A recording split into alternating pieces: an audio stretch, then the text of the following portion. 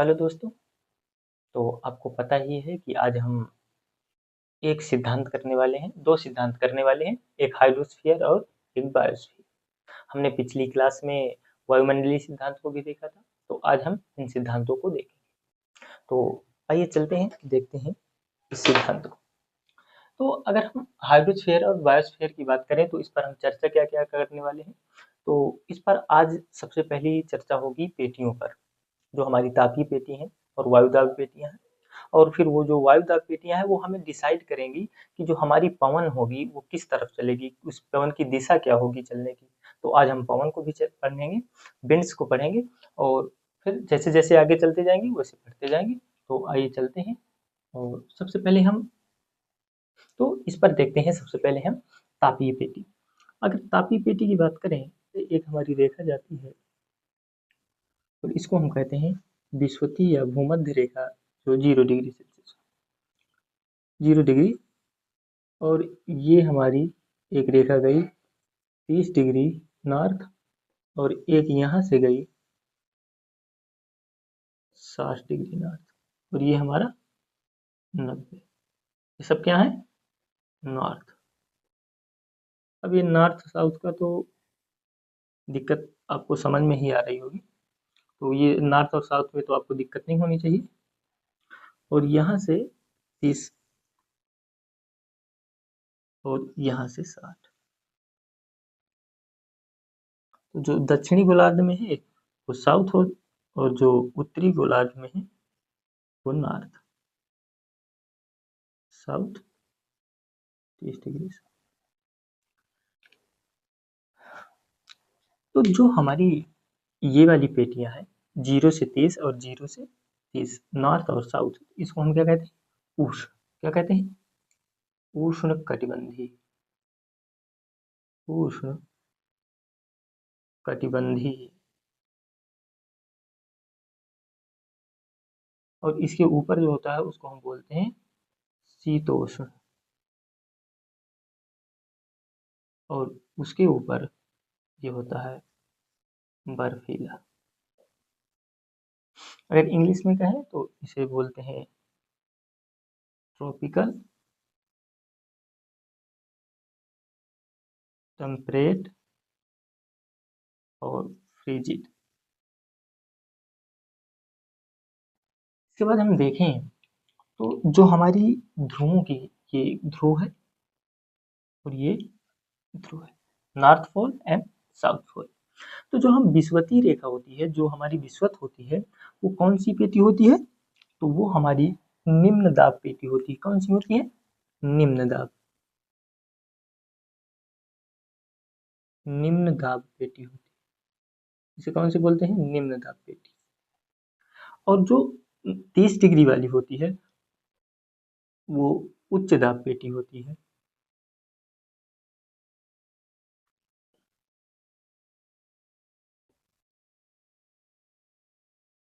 उच्च दाब पेटी। और ये हमारी होती है 60 डिग्री पर, उसे हम निम्न दाब कहते हैं। और ये हमारी होती है उच्च, ध्रुवीय उच्च दाब पेटी। तो ये ध्रुवों के पास है तो इसलिए इसको क्या बोल देते हैं? ध्रुवीय उच्च दाब, ध्रुवीय उच्च दाब पेटी। और ये विषुवत में है इसलिए इसे विषुवतीय निम्न दाब पेटी कह देते हैं। तो क्या जो उत्तर में है वही दक्षिण में होगा? क्योंकि जो हमारा उत्तर में है वही हमारा दक्षिण में होगा। यानी ये जो हमारी 30 डिग्री होगी वो उच्च दाब पेटी होगी और ये जो 60 की है वो निम्न दाब पेटी होगी। और जो नॉर्थ साउथ में 90 डिग्री पर है उसे हम ध्रुवीय उच्च दाब पेटी कहेंगे। अब ये हमारी जो दाब पेटियां हैं ये डिसाइड करेंगी कि जो हमारी पवन होगी वो किधर को चलेगी।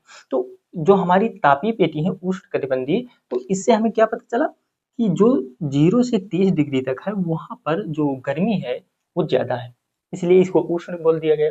और जो 30 से 60 है वहां पर शीतोष्ण होगा, यानी ठंडी भी होगी और गर्मी भी होगी। और उसके बाद जो 60 से 90 है वहां पर क्या होगा? तो वहां पर आपका बर्फीला, यानी कि बहुत ज्यादा ठंडी होगी, बर्फ होगी। वही सेम सिद्धांत इस पर दक्षिण की तरफ भी लगता है और सेम नॉर्थ की तरफ भी लगता है। अब हम जो ये हमारी तापीय पेटियां हैं, तो तापीय पेटी से हमें ये पता चला कि कौन सा क्षेत्र गर्म होगा और कौन सा ठंडा। उससे ये भी पता चल जाएगा कि कौन सा क्षेत्र हमारा आर्द्र है और कौन सा हमारा शुष्क है और कौन सा अर्ध शुष्क। अगर मैं कहूँ कि 30 से 60 डिग्री में या 0 से 30 डिग्री, मान लीजिए कि जो 0 डिग्री सेल्सियस और 30 डिग्री सेल्सियस के बीच की जो ताप है, जो गर्मी है, वो शीतोष्ण में होगी? नहीं होगी, क्योंकि यहाँ पर ध्रुवीय ये जो विषुवतीय क्षेत्र है, विषुवतीय क्षेत्र पर अधिक टेम्परेचर होने की वजह से यहाँ पर अधिक गर्मी है और यहाँ पर शीतोष्ण यानी गर्मी भी है और ठंडी भी है। तो मैं ये कहूँ कि अगर 0 डिग्री सेल्सियस और 30 डिग्री सेल्सियस, तो यहाँ पर अधिक टेम्परेचर होगा, लेकिन जैसे जैसे ऊपर को जाएगा तो क्या टेम्परेचर गिरने लगेगा? टेम्परेचर गिरने लगेगा कि नहीं? जो 0 डिग्री पर रहा होगा टेम्परेचर, वो 30 डिग्री पर तो ना रहा होगा। हम लोग ऐसा तो नहीं है कि 0 से 30 तक गर्मी थी और जैसे ही हम 30 डिग्री की दीवार को क्रॉस किए हमें ठंडी मिल गई, या ठंडा और गर्म दोनों मिला के शीतोष्ण मिल गया। ऐसा तो नहीं हुआ होगा। अगर यहाँ से गर्मी थी तो धीरे धीरे धीरे धीरे धीरे जैसे ही हम शीतोष्ण की तरफ गए होंगे तो वैसे वैसे हमें गर्मी कम महसूस हुई होगी। कोई ऐसा तो नहीं है कि ये दीवार है इतने डिग्री पर और यहाँ तक तो गर्मी है, इसके बाद जैसे दीवार को नाकेंगे तो आपको ठंडी लगने लगेगी। जैसे हम इसी को मान लें कि यहाँ तो शीतोष्ण है, लेकिन जैसे ही 60 डिग्री का हमने दीवार फांदी, भाई सब बर्फ मिल गई। ऐसा तो नहीं है। यहाँ से अगर यहाँ तक देखेंगे 30 से 60 तक आपका शीतोष्ण तो है, लेकिन जैसे जैसे ये ऊपर की तरफ जाएगा वैसे वैसे ठंडी बढ़ने लगेगी। अगर हम शीतोष्ण को दो भागों में बांट दें या फिर उष्ण कटिबंधीय क्षेत्र को दो भागों में बांटे, तो हमें मिलेगा कि जो पहला भाग है, अगर हम ये कह दें कि अगर यहाँ से ये इसको हम ऐसे काट दें, तो हम देखेंगे कि जो पहले का 15 डिग्री है, 0 से 15 और फिर ये 16 से 30, तो हमें 0 से 15 में अधिक गर्मी मिलेगी, लेकिन 16 से 30 में कम गर्मी मिलेगी। वैसे ही शीतोष्ण को बांटेंगे तो पहली जो जो 30 से 45 तक का क्षेत्र होगा वहां पर गर्मी और ठंडी नॉर्मल रहेगी, लेकिन जैसे ही हम 46 से 60 की ओर जाएंगे तो वहां पर ठंडी ज्यादा बढ़ जाएगी। तो ऐसा नहीं है कि दीवार फांदो और आपका टेम्परेचर बदल जाएगा, तो धीरे धीरे स्थितियां बदलती रहती हैं और टेम्परेचर बदलता रहता है। तो इस प्रकार से हमारी क्या क्या हमें पता चला, ये हमें पता चला कि हमारा जो ताप है वो कैसे रहता है और किस पेटी पर कितना रहेगा। अगर हम अब वायु दाब पेटी की बात करें, उच्च दाब और निम्न दाब दो शब्द आए, तो जो हमारी पवन होती हैं, जो हमारी पवनें होती हैं, वो किधर से किधर को गमन करती हैं? तो आपने देखा, आपने सुना भी होगा कि जो हमारी पवनें हैं वो उच्च दाब से निम्न दाब की ओर जाती हैं। तो जब उच्च दाब से निम्न दाब की ओर जाएंगी तो आपको देखिए यहाँ पर हमने लिखा है उच्च दाब पेटी, निम्न दाब पेटी, उच्च दाब पेटी। तो हमारी पवनें कहाँ जा रही हैं? उच्च दाब से निम्न दाब। तो मैं कह सकता हूँ कि जो हमारी पवनें हैं तो ये उच्च दाब है और निम्न दाब, तो यहाँ उच्च दाब से क्या ऐसे आएंगी, हमारी हवाएं ऐसी चलेंगी क्योंकि उच्च दाब से निम्न दाब की ओर, क्या ऐसी आएंगी पवनें? अगर मैं इस वाली पेटी की बात करूं तो इस वाली पेटी की क्या ऐसी जाएंगी, क्योंकि ये उच्च दाब है, उच्च दाब से निम्न दाब,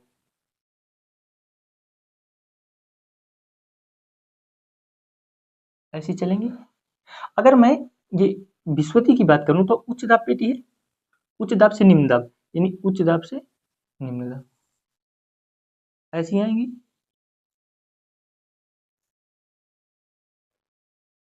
इसकी कैसी आएंगी? अब ये अगर ऐसे ही सेम देखेंगे तो ये कौन सा हो जाएगा, ये उच्च हो जाएगा, ये निम्न हो जाएगा और ये भी उच्च हो जाएगा। यानी उच्च दाब वायु, उच्च दाब पेटी, निम्न दाब पेटी और उच्च दाब पेटी। तो ये उच्च से निम्न की ओर जाएगी क्योंकि ये विस्वती निम्न दाब पेटी है, तो क्या ऐसी जाएगी?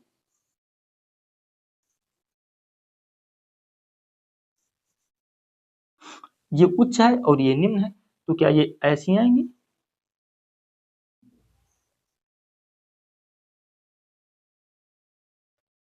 और ये उच्च है ये निम्न है, तो क्या ऐसी जाएंगी?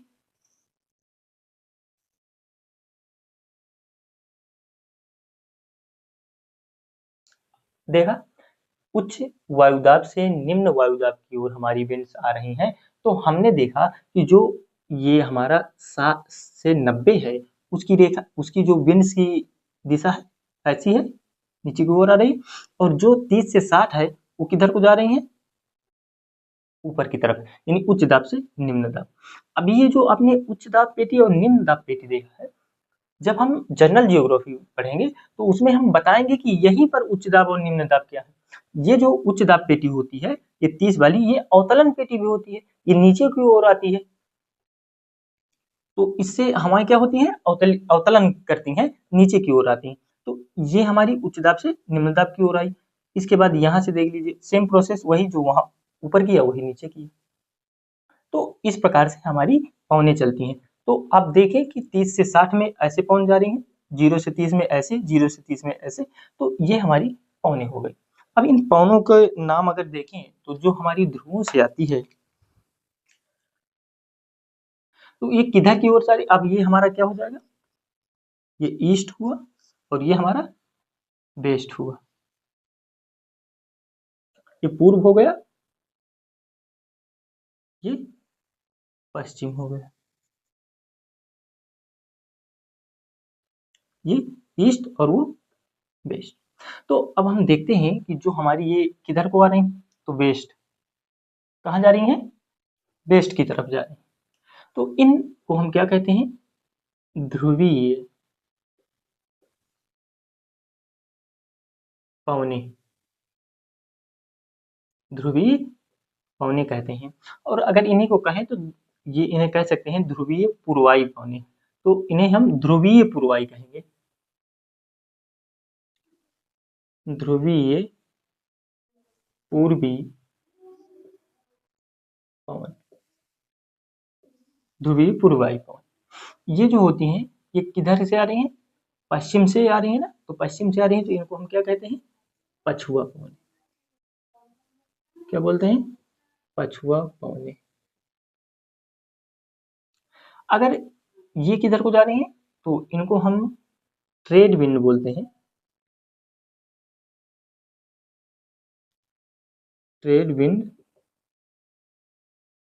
वाणिज्यिक पवन। क्या बोलते हैं, वाणिज्यिक पवन है। अब इनका नाम ट्रेड विंड या वाणिज्यिक पवन है, लेकिन हम दूसरा क्या कह सकते हैं, ये पूर्वाई पूर्व से जा रही हैं तो हम इनको कह सकते हैं विषुवतीय,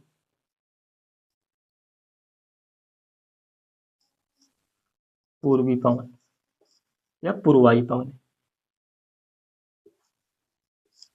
तो इसीलिए हमने पूर्वी पवनों में से आगे हमने क्या लगाया, ये ध्रुवी की हैं जो पूर्व की ओर जा रही हैं, और ये विषुवत की हैं जो पूर्व की ओर जा रही हैं।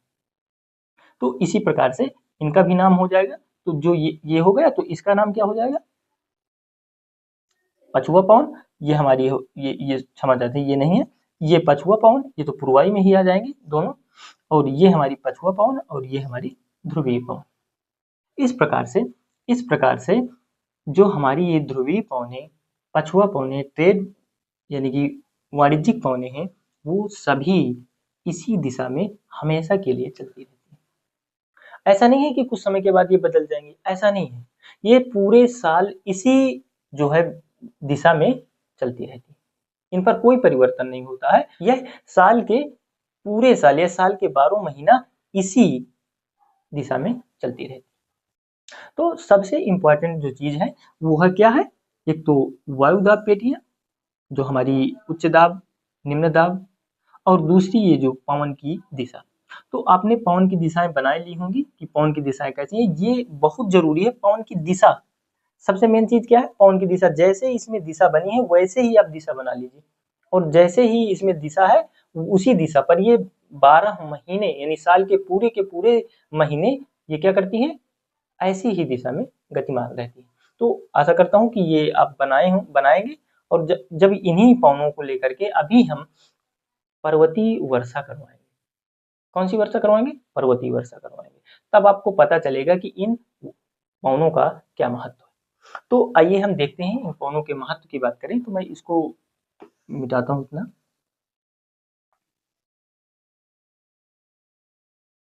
अभी तक हमने नॉर्थ अमेरिका पढ़ा, साउथ अमेरिका पढ़ा और अफ्रीका। तो हम सबसे पहले क्या देखते हैं, नॉर्थ अमेरिका और साउथ अमेरिका।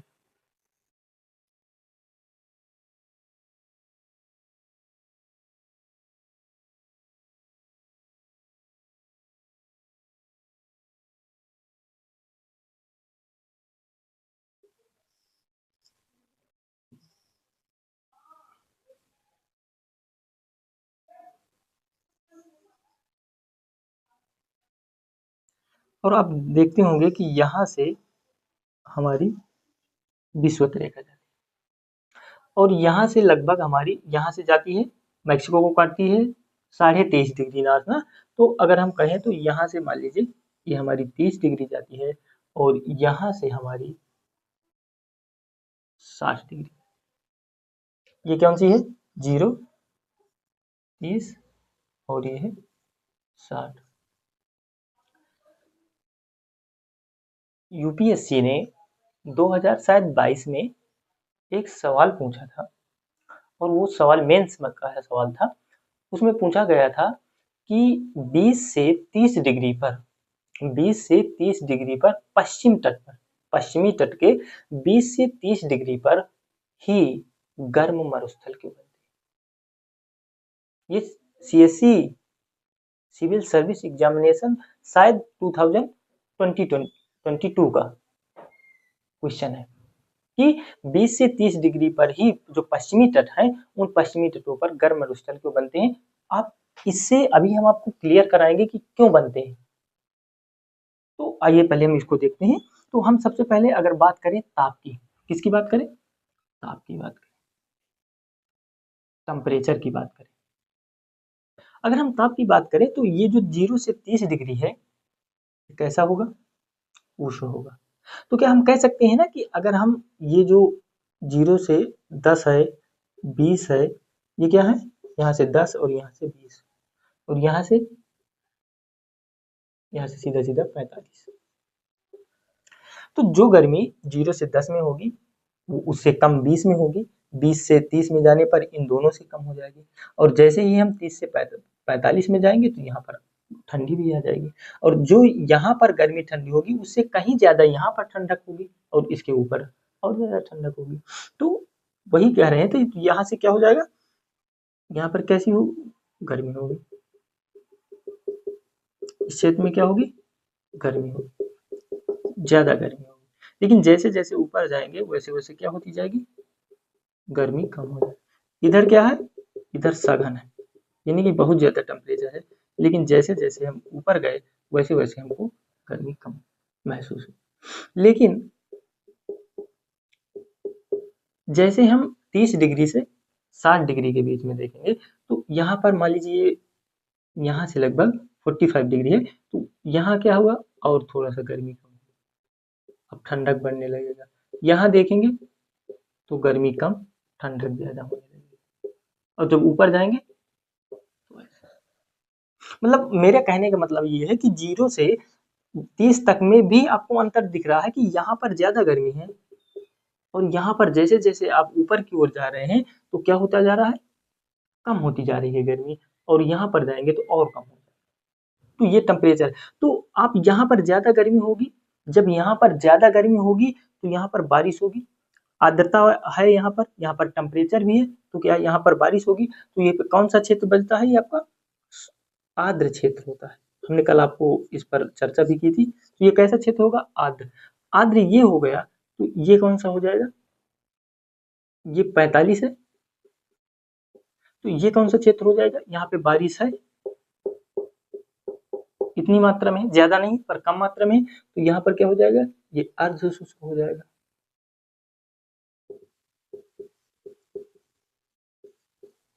लेकिन जैसे ही हम ये 45 से 60 में जा रहे हैं तो यहाँ पर क्या हो जाएगा, यहाँ पर शुष्क, और ऊपर तो आपको पता ही है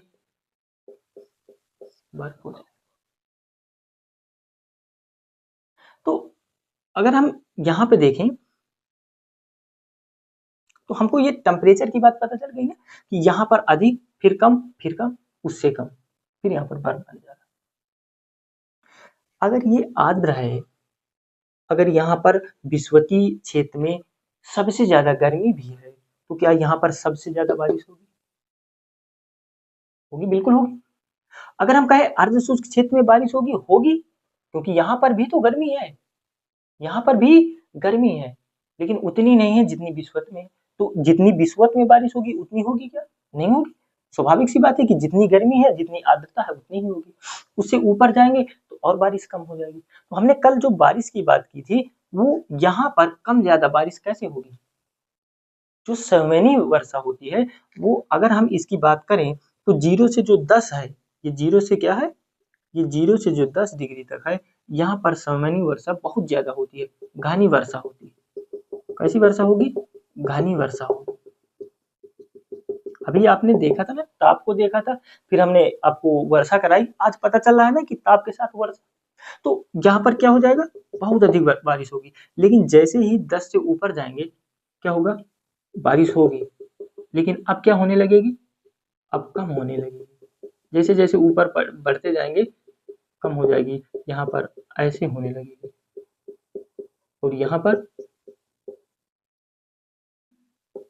नाममात्र की बारिश होने लगेगी। तो हमारा टेम्परेचर और जो आर्द्रता है, वो क्या डिसाइड करता है? बारिश करता है। यहाँ पर अधिक आर्द्रता है, अधिक टेम्परेचर है, इसलिए ये विषुवतीय क्षेत्रों में अधिक वर्षा हो रही है। फिर जैसे जैसे हम 30, 45, 60 की तरफ जाएंगे, वैसे वैसे हमें कम बारिश देखने को मिलेगी। तो ये हम ताप समझ गए कि ताप कैसे होगा। अब एक तो ये संवहनी वर्षा हो गई, हमने क्या करा दी? संवहनी वर्षा करा दी।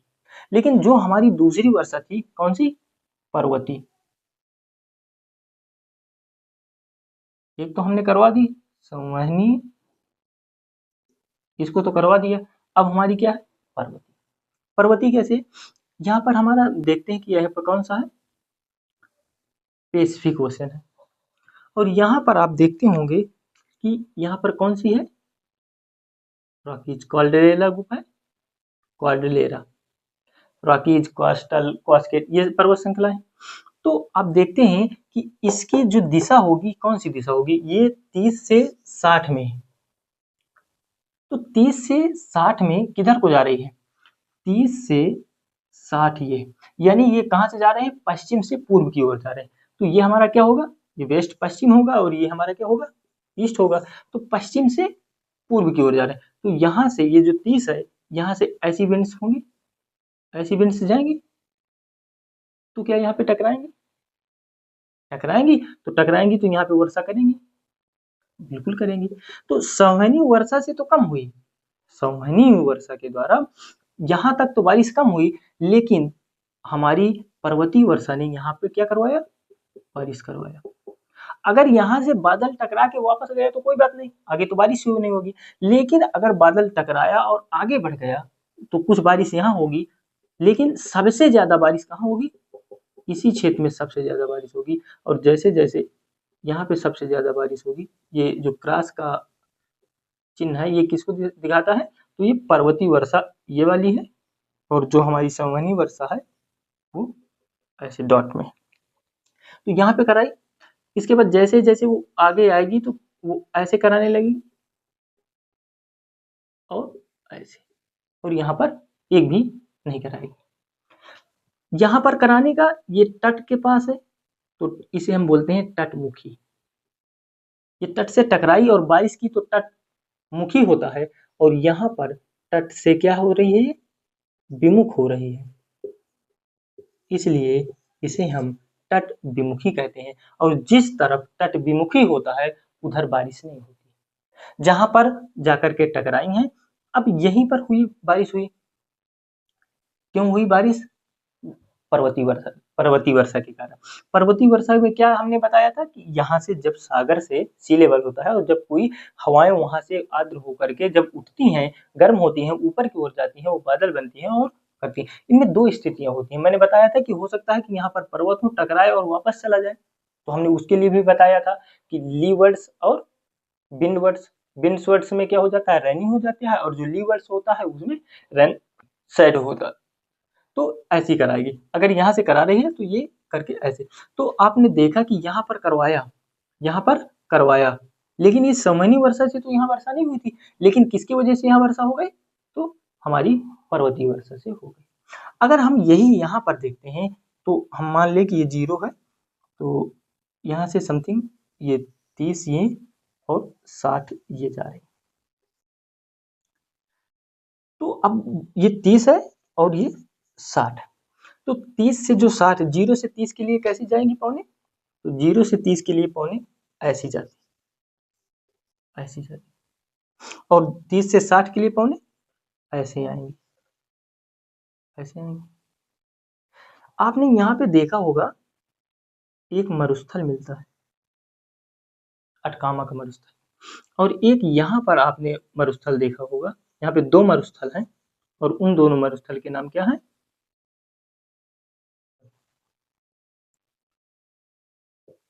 मोजवे सोरोरन,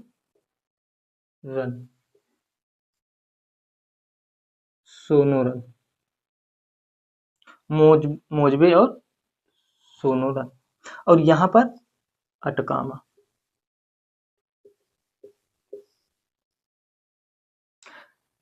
यहाँ पर क्यों है? क्योंकि जो 0 से 30 डिग्री है, या पौने इधर चल रही है, इसकी इधर चल रही है, तो इसकी पौने किधर आएंगे?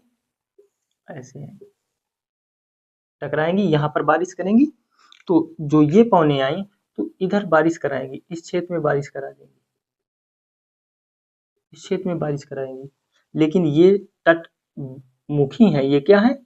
तट मुखी है, तो इधर बारिश कराएंगी, लेकिन ये तट से विमुख जा रहे हैं, जब ऐसे यहाँ से निकलेंगी तो ये तट से विमुख होंगी, तो यहाँ पे बारिश नहीं कराएंगी। इसलिए यहाँ पर बारिश, सिर्फ जो बारिश होगी तो वो संवहनी से होती है, और ये जो हमारी पर्वतीय वर्षा है वो यहाँ पर नहीं करा पाती, क्योंकि यह कौन सा क्षेत्र है? तो ये पवनों की जो तट विमुखी क्षेत्र में आती है। ये मुख कहाँ है? ये मैक्सिको के पास वर्षा कराएंगी, इधर पूर्वी तट पर कराएंगी, लेकिन पश्चिमी तट पर कैलिफोर्निया जो प्रायद्वीप है उसके आसपास नहीं करा पाएंगी, क्योंकि वहां से पवनें क्या कर रही हैं?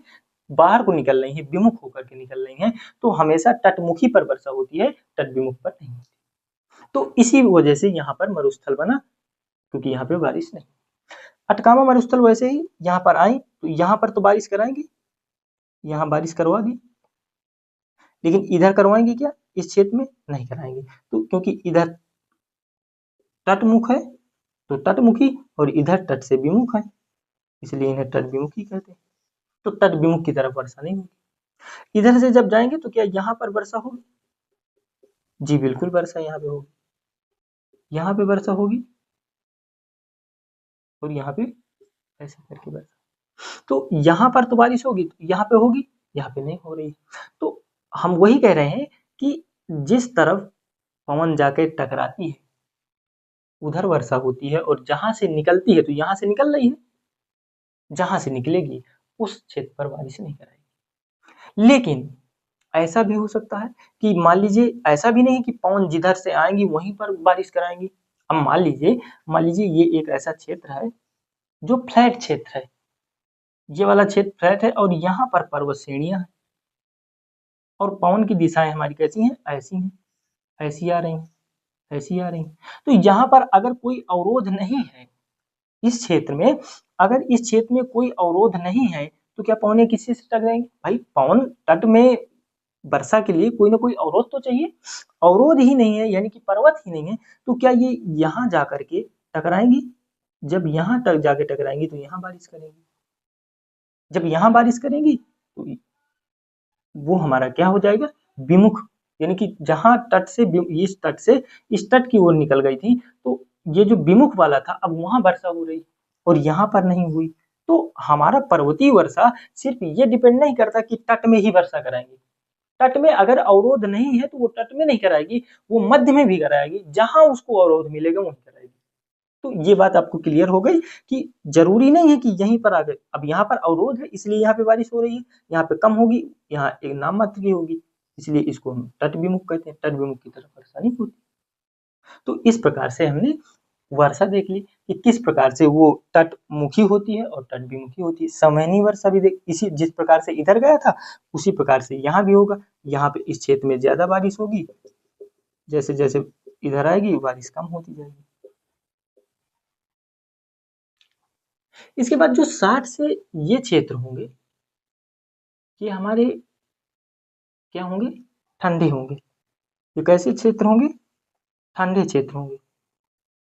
इस प्रकार से हमने ताप को देखा और हमने वर्षा को भी देखा।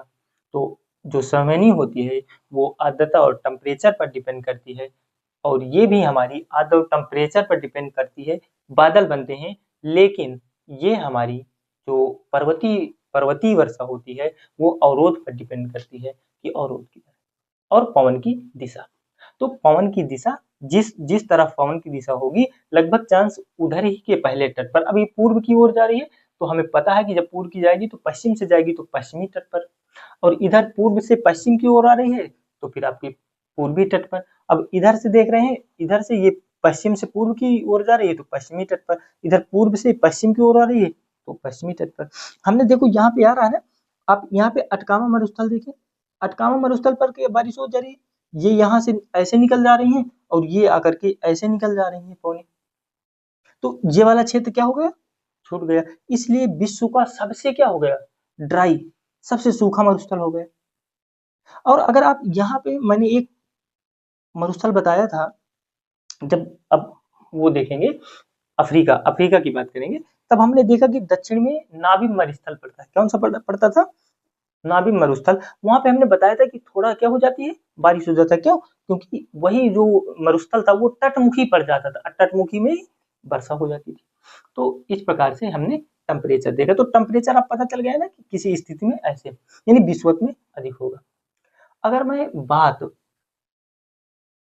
टेम्परेचर की हो रही थी, तो अगर मैं अफ्रीका को देखूं,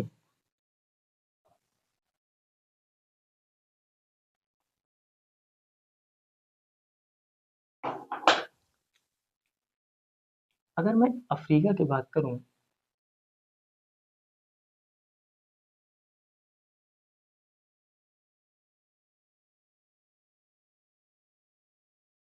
अफ्रीका की बात करूं तो यहाँ से विषुवत रेखा जाती है, यहाँ से विषुवत रेखा जाती है। तो यहाँ का जो टेम्परेचर होगा, यहाँ पर ताप क्या होगा, अधिक होगा। लेकिन जैसे जैसे ऊपर जाएगा वैसे वैसे ताप क्या होने लगेगा, कम होने लगेगा, होने लगेगा। वैसी स्थिति यहाँ पे आ जाएगी, यहाँ पे अधिक तापमान रहेगा।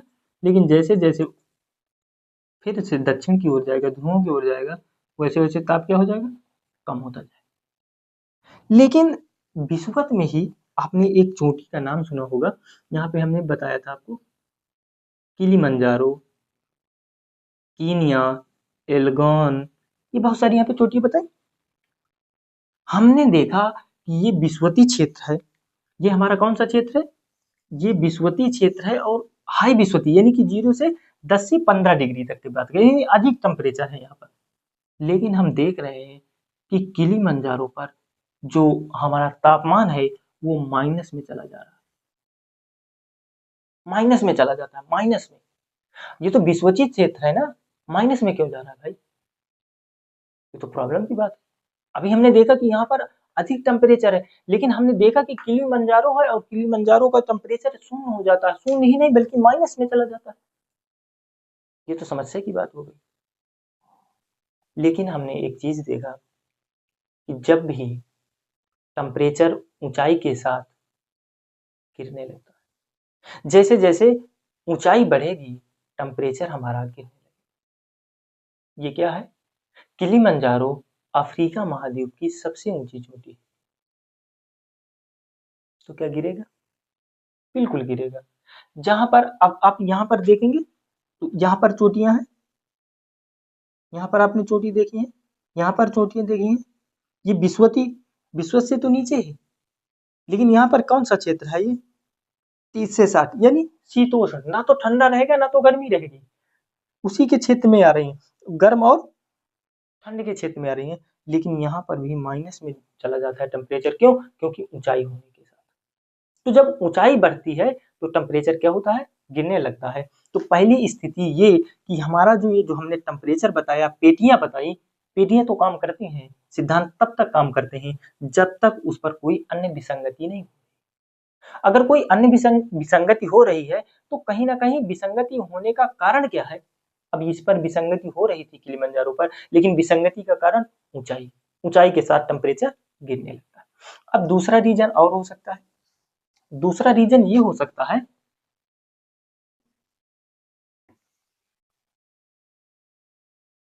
कि हमने देखा कि यहाँ पर ये कौन सा बर्फ है, इधर भी ठंडा है, इधर भी बर्फ है, इधर भी बर्फ है, इधर भी ठंडा है।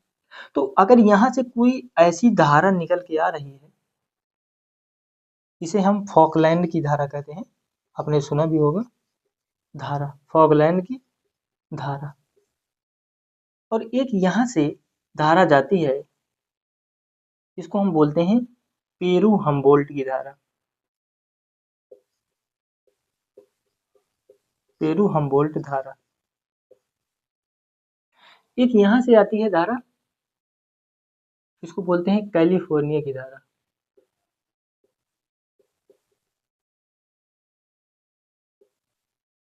कैलिफोर्निया की धारा। एक यहाँ से आती है और इसको बोलते हैं लेब्राडोर,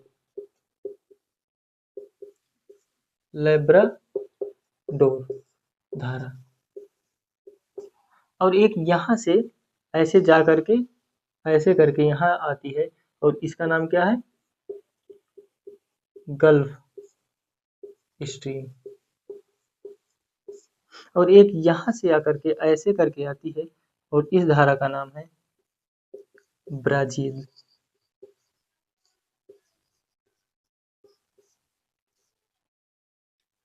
अभी तक आप रट रहे थे कि 0 से 30 डिग्री का जो क्षेत्र होता है वो कैसा होता है, आर्द्र होता है, आर्द्र होता है, गर्म होता है, बहुत ज्यादा बारिश होती है। अब देख रहे हैं ना, हमने लिंक किया कि बारिश कहाँ होगी, जहां आर्द्र होगा। आर्द्र कहाँ है, विषुवत में ही। हमने कनेक्ट एक दूसरे से क्या किया, कनेक्ट किया। मतलब कि हमने क्या किया, रटने वाला सिस्टम खत्म किया। रटना नहीं है, क्या करना है, सिर्फ समझना है। अब हमने लिखा कैलिफोर्निया की, लेब्राडोर की, gulf stream, Brazil, Falkland, Peru, Humboldt की धारा। हमने इस पर किसी पर नहीं लिखा कि ये गर्म है कि ठंडी जलधारा है। अब आप पर छोड़ते हैं कि ये कैलिफोर्निया की धारा कैसी होगी, लेब्राडोर की धारा कैसी होगी, गल्फ स्ट्रीम की धारा कैसी होगी, ब्राजील, फॉकलैंड और पेरू हमबोल्ट की धारा कैसी होगी। हमने देखा कि यार ये तो यहाँ पर बहुत ज्यादा गर्मी है, यहाँ पर शीतोष्ण है, यहाँ से आ रही मतलब ये ठंडे क्षेत्र से आ रही। तो जब ठंडे क्षेत्र से आएगी तो क्या हो जाएगी, ठंडी। अब इस पर याद करने की कोई है, रटने की जरूरत है, सिर्फ लॉजिक की जरूरत है कि बर्फ से आ रही है, ठंड से आ रही है तो ठंडी जलधारा होगी, कहानी खत्म। ये यहाँ जहाँ बर्फ क्षेत्र है ना, 30 के नीचे, 60 के नीचे से आ रही है, मतलब पेरू हमबोल्ट की धारा कैसी होगी, भाई साहब नीचे से आ रही है, यानी ठंडे क्षेत्र से आ रही है, ठंडी जलधारा होगी। फॉकलैंड की कहाँ से आ रही है, नीचे से, ठंडी जलधारा। ब्राजील, 0 विषुवत से आ रही है। अब विषुवत पे टेम्परेचर, गर्मी, तब ये कौन सी धारा हो गई, गर्म धारा। गल्फ स्ट्रीम कहाँ से जाती है, विषुवत से जाती है और मैक्सिको को खाड़ी से अंदर होकर के निकलती है ऊपर जब, तो ये क्या हो गई, गर्म क्षेत्र से आई, गर्म धारा। लेब्राडोर कहाँ से आ रही है, ऊपर से भाई साहब, ठंडे इलाके से आ रही है, तब क्या हो जाएगा, ठंडी, ठंडी धारा। अब आप ये बताइए कि आपको ये ठंडी जलधारा, गर्म जलधारा रटने की चीज है, नहीं है। क्यों, क्योंकि अब हमको पता चल गया भाई कि कहाँ से ठंडी जलधारा आ रही है, कहाँ से गर्म जलधारा आ रही है। जब विषुवतीय क्षेत्र से जाएगी ऊपर को तो स्वाभाविक सी बात है वो गर्म क्षेत्र से आकर के जाएगी, और जो ऊपर जो ध्रुवीय क्षेत्रों से होकर के आएगी तो स्वाभाविक सी बात है ठंडी जलधारा होगी। तो इस प्रकार से हमने क्या देखा, आज की क्लास में हमने टेम्परेचर देखा, हमने ताप को देखा, हमने आर्द्रता भी देखी, हमने वर्षा भी कराई और 2 वर्षाएं कराई। कौन कौन सी वर्षा, एक समयनीय वर्षा और दूसरी हमारी कौन सी वर्षा, बता क्षमा चाहते हैं, पर्वतीय वर्षा। पर्वतीय वर्षा के लिए सबसे इंपॉर्टेंट क्या चीज है कि अगर उसके पास टेम्परेचर और आर्द्रता हुई बादल बनाया तो उसके लिए सबसे इंपॉर्टेंट चीज है कि उसे अवरोध मिलना चाहिए। जब तक अवरोध नहीं मिलेगा तब तक वो बारिश नहीं कराएगी। तो यहाँ पर अगर पैसिफिक में ऐसी क्रिया होती है और बादल बनते हैं तो उसके लिए राकीज इंपॉर्टेंट है, क्योंकि राकीज पर जाकर के वो वर्षा कराने वाली। संवहनी वर्षा, ये हमारी, हमने वर्षा के प्रकारों में जब संवहनी बताई तो संवहनी में उसके लिए सबसे अधिक इम्पोर्टेंट चीज है आर्द्रता और टेम्परेचर। जहाँ जितनी ज्यादा आर्द्रता टेम्परेचर होगी उतनी ज्यादा बारिश। हमें बताया ना विषुवतीय देशों में, जो विषुवतीय रेखा के क्षेत्रों में जो देश आते हैं विश्व के, उनमें से बहुत से ऐसे देश हैं जिन पर रोज बारिश होती है। तो इस प्रकार से हमने देखा, टेम्परेचर को देखा, आर्द्रता को देखा, हमने संवहनी वर्षा देखी, हमने पर्वतीय वर्षा देखी, हमने धाराएं देखी, कैलिफोर्निया हमने देखी, हम्बोल्ट। मैं ये कहना, अब मेरा ये बताने का सार क्या है? मेरा बताने का सार ये है कि यहाँ पे क्या है, कैसा क्षेत्र है? यहाँ पे ठंडा क्षेत्र है, लेकिन ये एक ठंडी जलधारा और एक यहाँ से आके गर्म जलधारा आकर के यहाँ पर विश्व का सबसे बड़ा क्या बनाती है? ग्रैंड ट्रंक बनाती है, जो मछली उत्पादन के लिए सबसे बड़ा क्षेत्र माना जाता है। मैं ये कह रहा हूँ कि अगर ये दोनों ना मिलती तो क्या ऐसा कुछ क्षेत्र बन पाता? नहीं बन पाता। एक लेटीट्यूड यानी कि एक अक्षांशीय स्थिति के बाद जो इन धाराओं के द्वारा बदलाव आया, हमने एक क्या देखा कि विषुवत में तो है किलिमंजारो पर माइनस चला जा रहा है। हमने एक देखा कि लेब्राडोर और जब हमारी गल्फ स्ट्रीम मिलती है तो अलग कुछ प्रक्रिया हो जाती है। हमारे कहने का मतलब ये है कि जो हमने सिद्धांत दिए वो सही हैं, लेकिन कुछ ऐसी जगहें मिलेंगी आपको जो सिद्धांत को फॉलो ही नहीं करती, उसके विपरीत जाती हैं, जिनमें से एक किलिमंजारो और दूसरा ये धाराएं। तो हम देख सकते हैं कि टेम्परेचर को या किसी ऐसी स्थिति को जो विसंगति देती है, ऐसी स्थिति जो विसंगति बताती है, विसंगति हमारी दो स्थितियां हमने जान ली कि एक तो पहले पर्वत, या इसी के लिए लिख सकते हैं ऊंचाई, और दूसरी जलधारा।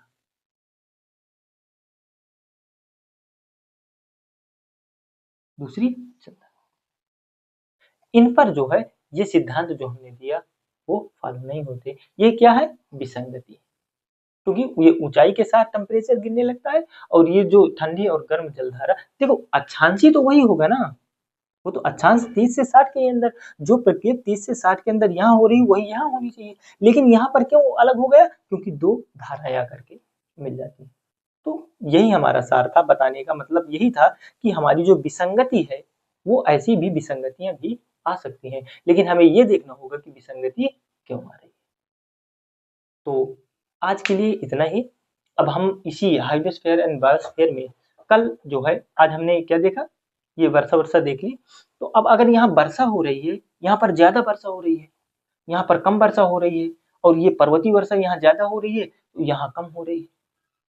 अगर मैं इसमें ये कह दूं, 1 मिनट के लिए और चाहिए, अगर मैं ये कहूँ तो ये कैसा क्षेत्र होगा? आर्द्र क्षेत्र हो जाएगा। कैसा क्षेत्र हो जाएगा? आर्द्र क्षेत्र हो जाएगा। इस संवहनी वर्षा के हिसाब से, सिर्फ अभी पर्वतीय नहीं देखना, सिर्फ संवहनी वर्षा। संवहनी वर्षा क्या कहती है कि ये जो क्षेत्र है हमारा, यहाँ पर ज्यादा बारिश हो रही है तो आर्द्र होगा, यहाँ पर कम हो रही है, अगर ये 45 यहाँ से हम ले लें, यहाँ 45 ये वाला कटा हुआ है, तो अगर हम ले लें तो यहाँ पर कम वर्षा हो रही है, हम इसको कह सकते हैं क्या, ये अर्ध शुष्क हो जाएगा। हो जाएगा अर्ध शुष्क। अगर हम देखें इधर को तो इसमें और कम हो रही है तो ये क्या हो जाएगा? शुष्क हो जाएगा। किसकी वजह से? संवहनी वर्षा के हिसाब से देख रहे हैं तो ये हमारा आर्द्र, अर्ध शुष्क और शुष्क। लेकिन अगर हम किस वर्षा की बात कर रहे हैं? पर्वतीय वर्षा। तो पर्वतीय वर्षा में अगर यहाँ ज्यादा बारिश हो रही है तो इसके लिए ये क्षेत्र आर्द्र हो गया। यहाँ पर कम हो रही है यानी यहाँ पर अर्ध शुष्क हो गया, और यहाँ पर शुष्क हो गया।